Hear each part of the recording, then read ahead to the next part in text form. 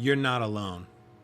It's a very powerful phrase, maybe one of the most powerful in all of language. There's a very real human fear about being isolated, having to face challenges on your own, and not having a community of support and strength. A recent Gallup poll revealed that 1 out of 5 Americans reported significant loneliness on a daily basis. And the numbers on a global scale are not that different. And even 2,000 years ago in the Bible, which is about real people, they went through it too. Loneliness is not a stranger to the scriptures, and the Apostle Paul might have been tempted to feel alone as he made his last journey here in Acts 28. But the Lord provides a clear reminder that Paul, and by extension we, are never alone. Let's find out how.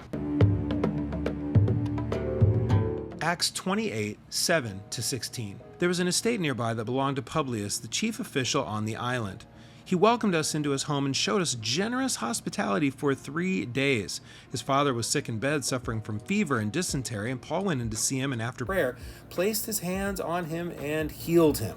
When this had happened, the rest of the sick on the island came and were cured. They honored us in many ways, and when we were ready to sail, they furnished us with the supplies we needed. After 3 months, we put out to sea in a ship that had wintered in the island. It was an Alexandrian ship with the figurehead of the twin gods Castor and Pollux. We put in at Syracuse and stayed there 3 days. From there, we set sail and arrived at Rhegium. The next day, the south wind came up, and on the following day, we reached Puteoli. There we found some brothers and sisters who invited us to spend a week with them, and so we came to Rome.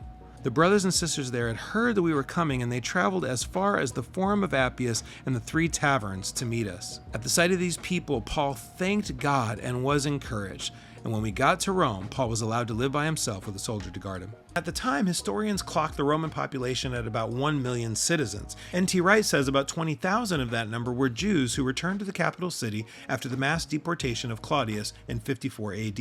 And of that number, only about 200 Christians are said to have been there at the time that Paul hits the Italian shores. That's 0.02% of the population. Yes, that's a very small number, but when 2 house churches travel upwards of 40 miles from Appius and the 3 taverns way station to show love to Paul and the brothers, I bet that 0.02% felt like an army. You wouldn't be wrong to make the argument that true Christians have always been outnumbered. And although we hope the whole world can know Jesus, we often find ourselves in small groups, in living rooms, in parks, in atriums, and diners. We may be small in number, but we are mighty in our spirit and moral fiber. And when these challenges do come, it's really the courage of a few that makes the difference. We remember the words of the Lord to Paul in Acts 18, verse 10, "For I am with you, and no one is going to attack and harm you because I have many people in this city." Wherever you are, whatever you're going through, however difficult it is, you are not alone.